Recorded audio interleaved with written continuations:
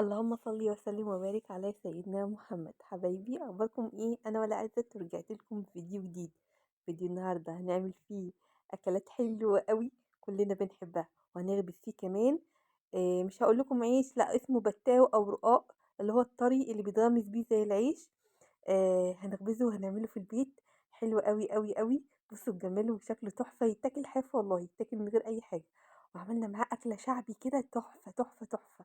بجد احنا اكلنا في اليوم ده اكل جامد جدا. تعالوا نشوف الاول احنا عملنا رقاق ازاي. اول حاجه، دول كانوا 2 كيلو دقيق. تمام كده، نخلتهم كويس. وبعدين حطيت عليهم معلقه كبيره وشويه ملح. انا بحب احدقه شويه لانك ممكن تاكليه كده من غير اي يعني غموس او اي حاجه. وقلبت الملح مع الدقيق كويس. تمام كده. طري وتحفه وطعمه حلو قوي بجد. آه، هحط عليه كمان معلقه خميره كبيره، خميره فوريه. تمام كده. وبعدين هنزل كمان بمعلقتين سكر كبار. مفيش اسهل من كده. بصوا بقى، كيلو دقيق بياخد كوبايه الا ربع سمنه. تمام، دول 2 كيلو فهحط لهم كوبايه ونص سمنه. اي نوع سمنه عندك. اهو. مش لازم سمنه بلدي ولا اي حاجه، سمنه عاديه خالص. وهقلبهم في الدقيق كويس لحد لما تختفي السمنه. وبعد كده هعجن بلبن، ممكن اعجن بلبن خالص، وممكن اعجن النص المقدار السائل لبن والنص التاني ميه. مفيش مشكله. لو عندك لبن رايب يا سلام، بيبقى تحفه جدا جدا جدا معاه. وابتدي اعجن العجينه بقى والمها كويس، تبقى عجينه طريه. عجينتها بتبقى حلوه قوي.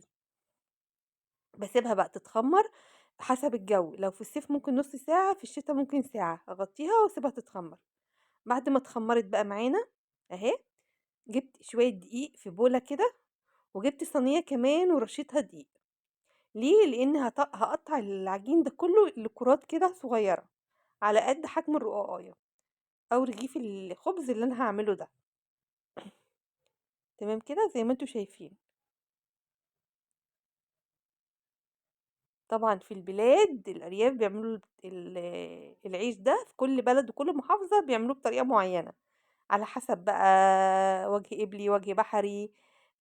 المحافظات اللي هي بتاعت وسط الدلتا كده، كل بلد بتعمله بطريقة معينة. في ناس تعمله ناشف، في ناس تعمله طري. بعد ما قطعت بقى العجينة كلها اهي، بقطعها كلها وبغطيها برضو بكيس نايلون كده، بفتحه كده وبغطيها. وببتدي اسحب منها حبة حبة. برشر شوية دقيق على الكونتر اللي قدامي. وبعدين ببتدي اعمل العجينة على شكل الدايرة كده او شكل بيضاوي. بستخدم انا في فرده ايه بعد كده، بستخدم المكنة اللي هتشوفوها معايا دلوقتي. المكنة دي اساسا بتاعت لازانيا. تمام، في البلاد الارياف وكده بيستخدموها برضو في فرد الخبز، زي ما انتوا شايفين كده. لكن هي في الأساس هي بتاعة مكرونة لازانيا. بس في الأرياف كل البيوت يعني موجودة فيها. مش في كل الأرياف طبعا، على حسب المحافظة. أنا بتكلم عن المحافظة بتاعتي أنا.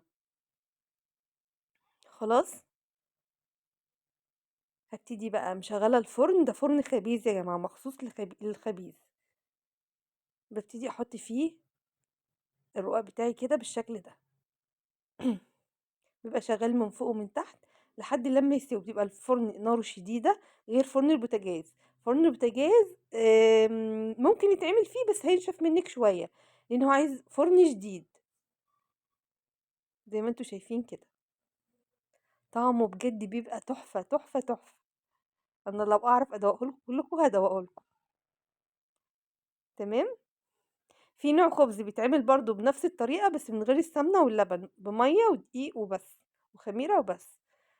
التاني بيبقى اسمه عيش او خبز، لكن ده رقاق طري اللي هو اللي بيتغمس بيه، غير الرقاق اللي بنبله بتاع اللحمه خالص، ده مختلف عنه تماما.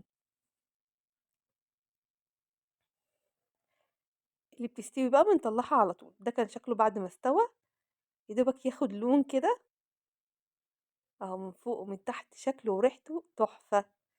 بنغطيه بقى بأي قماشة عندي، أي فوطة، أي حاجة عشان ما ينشفش، وبعد كده باكيسه عادي وباحطه في الفريزر عندي وباسحب منه.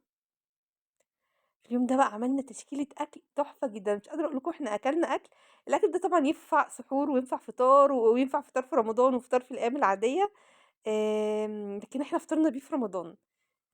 جِبت بقى عندي فول مدشوش، كان مبلول عندي، بلّيته طبعًا، وبعد كده يعني بلّيته بتاع 6 ساعات، وبعدين حطيت عليه بصلاية وكرات وفص توم وقرن فلفل أخضر، لإن الفلفل بيدّيه طعم وريحة حلوة أوي، بيدّي للطعمية، دي هنعملها طعمية، وحطيت ملح وكمون وكزبرة، وابتدي بقى بالهاند بلندر أسهل طريقة لفرم الطعمية أو عجينة الطعمية بالهاند بلندر. بُصّوا الجمال بقى عاملة إزاي وهشة جدًا، ممكن لو لقيتها مكتومة شوية أضربها المضرب الكهربا اللي هو بتاع البيض، هتبقى هشة جدًا. وجبت بقى تشكيلة خضار عندي بدنجان وبطاطس وبصل، وهابتدي بقى في بدنجان هاعمله مسلوق، وفي بدنجان هاحمّره. البدنجان اللي أنا باقطّعه دلوقتي أنا هاحمّره وهاخلّله. في عندي جزء بيحب البدنجان المتحمّر بتاع التخليل، وفي ناس بيحبوا بدنجان التخليل اللي هو المسلوق. لكن ده هيتحمّر، المسلوق مش باشيل القُمع بتاعه خالص، باسلقه زي ما هو كده بحاله، وبعدين بعد كده بابتدي أشيل القُمع بتاعه وأحشيه، والبتنجان اللي أنا ماسكاه دلوقتي ده هاحمّره كده شرايح، تمام. وكمان هاعمل فلفل متحمّر، الفلفل ده يا جماعة أنا باحمّره وبعد ما باحمّره بانزّله في صلصة طماطم مع كمون وملح بيبقى طعمه حلو جدًا، حاجة شبه المسقعة كده بس بفلفل بس. ده كلّه بقى بتاع التحمير هاخده على التحمير. خدت كمان قرن حامي. بالنسبة للبطاطس أنا هاعملها بطاطس فريسكس أو جمبري وأنا نزّلتها معاكم قبل كده، شوفوها طريقتها تحفة جدًا، لمّا بتعملي عدد 2 بطاطس بتدّيكِ كمية رهيبة مش قادرة أقول لِك عاملة إزاي. طبعًا الأكلة دي لازم خضرة ولازم الجرجير عندي ده أساسي، بيبقى طعمه حلو أوي مع الأكلة دي.